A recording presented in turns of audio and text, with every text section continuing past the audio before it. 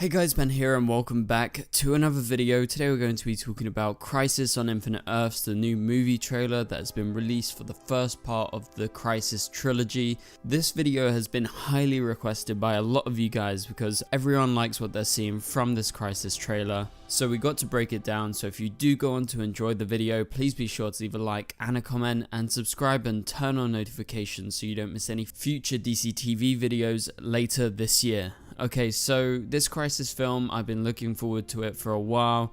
We've known it's coming for a long time, and it was recently announced it's going to be a trilogy, as I said earlier.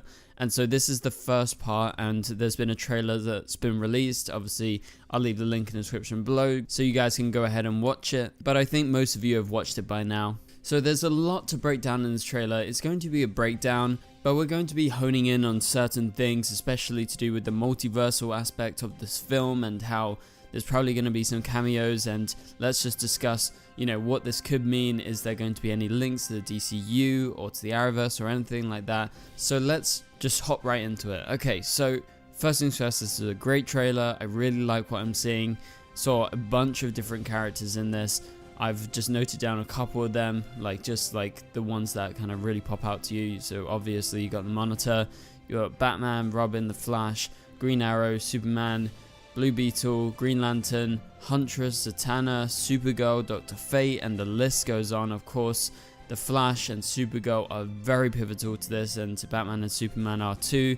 So it seems those four are like the core characters, obviously along with the Monitor, the Anti-Monitor, and you got lots of other characters showing up. The Ray is in the trailer, Vixen's in the trailer. So this is going to be one huge trilogy where you're going to see all these DC characters combining and colliding, because this is Crisis on Infinite Earths. This is the ultimate multiversal story in all comic books.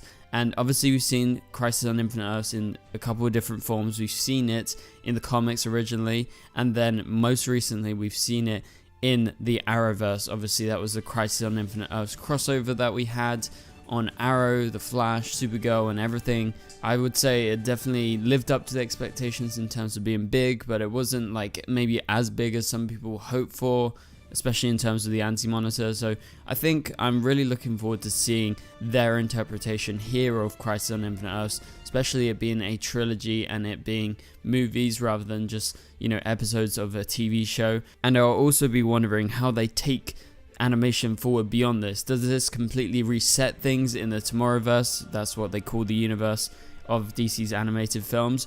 Or is it going to stay the same? Or is it resetting in order to make way for the animated content that's coming from DC Studios and James Gunn and Peter Safran?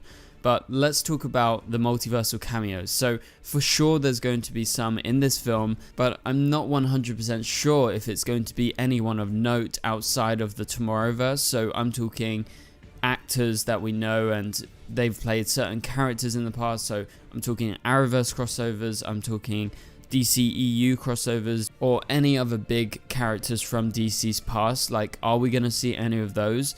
I feel like this is the most likely opportunity just because it's the ultimate multiverse story, as I've said before.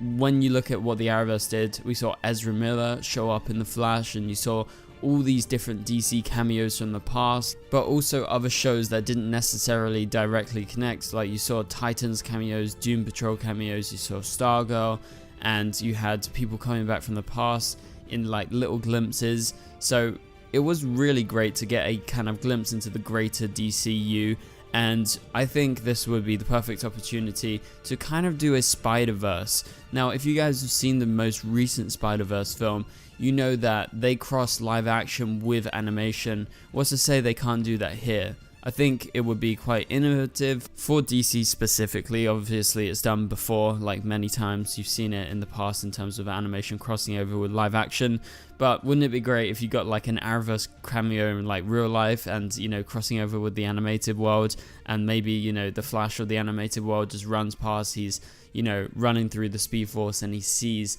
Grant Gustin's Flash, or maybe Supergirl gets a glimpse of Melissa's Supergirl. I think that would be really fun and a good way to kind of link it to the greater DC universe out there. And so that is the question, is this going to happen or not? And is it just going to be character cameos? Because in the trailer we can obviously see there's many different iterations and versions of these characters. So there's going to be, you know, Superman meeting another Superman. There's going to be all of that, like the Crime Syndicate are in the trailer. So we know that there are character cameos, but is it going to be expanded beyond that? I hope it is, because I think it would be pretty standard if they just went for the character cameos rather than, you know, maybe linking into other parts of DC's history in film and television. But anyway, so another point to kind of point towards the Arrowverse is the fact that the Ray and Vixen are in this.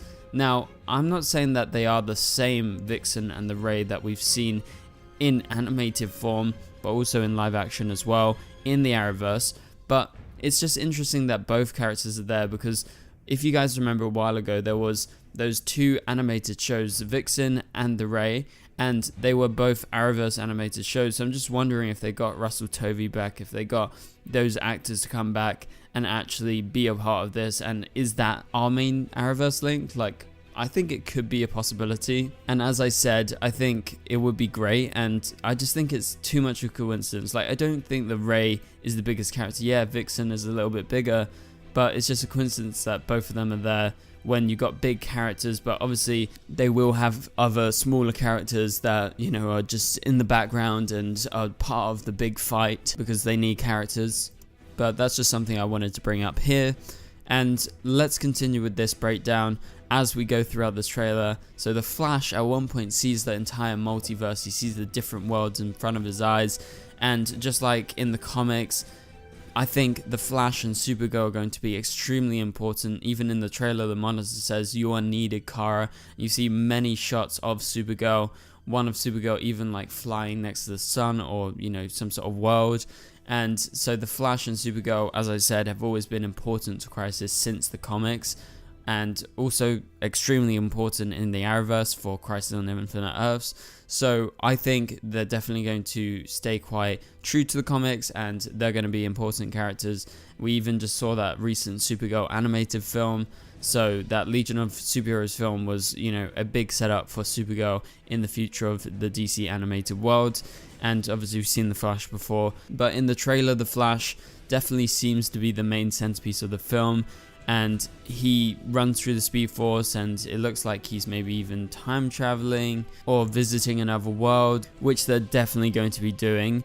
But definitely the Flash is going to see some sort of glimpses, and he is going to have to make the ultimate sacrifice, just like in the comics. I think he will probably get killed off. That's not to say that he can't be brought back, because he can definitely be brought back. That's happened in the comics, of course, after Crisis. And in the Flash TV show, they found a compromise for that. Obviously, that compromise was Oliver dying instead of Barry. He made that deal for him. But yeah, definitely they're going to stay quite true to the comics, with the Flash being extremely important, and also linking him into the Monitor. I don't know if there's going to be, you know, all the key characters like Pariah, Harbinger, and everyone. Like, I guess they're going to be in it. It would just make a lot of sense. And what I also find very interesting in the trailer, which is Arrowverse influence again, is Barry and Iris are having a wedding during this, and attending the wedding is Oliver Queen. Plus also Vixen's at the wedding. Obviously I'm talking about Arrowverse Vixen, and John Stewart. Obviously John Stewart is not John Diggle, so I'm not going to make that kind of assumption in terms of theorizing like that. I think that's one step too far. This is just John Stewart being at the wedding, and I presume there is a bunch of other heroes at the wedding. But I think it's a coincidence, or is it a coincidence, that Oliver Queen and Vixen are both there, both big Arrowverse characters. And what's interesting to note is that Iris looks extremely similar to Candace Patton, which is super exciting. When I first saw the trailer, I was like, oh wow, like that's really cool. I love seeing the influence of the Arrowverse. I love seeing the influence of these certain characters. Like Supergirl has now become a big thing in the films. She's also become a big thing in the animated universe. Obviously you had that Supergirl Legion of Superheroes film, plus now you've got her playing a key role here. So it's great to see that influence kind of rubbing off on the greater DC universe. And I just love that Iris is at least inspired by Candace Patton. You know, imagine if she was actually played by Candace Patton. I think that would just be the icing on the cake for me. But one thing to note also, which is a difference from the Arrowverse, is that Barry is blonde here. So this is just, I guess, continuity from the Tomorrowverse, because I believe he's actually blonde already in the films in the past. So that just makes sense that they would continue that, but I'm not sure if they've shown Iris before, so I like that they've gone with that Candace Patton influence in terms of her actual looks. But also in the trailer we see the crime syndicate world, we see an alternate Superman and Wonder Woman and Green Lantern in a different world, and you get to see many glimpses of these different characters and these different worlds. So I'm super excited. What do you guys think about all of this? Let me know down in the comments below. Are you excited for any potential cameos? Feel like this is the perfect opportunity, and I think they're definitely going to take it, because they are way less confined compared to what's going to be happening in the DCU. It's going to be all under one vision, and this being a trilogy, like 3 films of Crisis, I feel like there's just so much time to fit stuff in that I think it's possible to have these cameos, even if they don't make any direct links to past content. Imagine if the actors came back, like, people would lose their minds. So have a think about all of this. Let me know what do you think about it in the comments down below. But for now, please be sure to leave a like, also subscribe and turn on notifications if you're new around here. But for now, you can click on the top right corner of the screen to watch my latest video, and I will catch you guys later. Goodbye.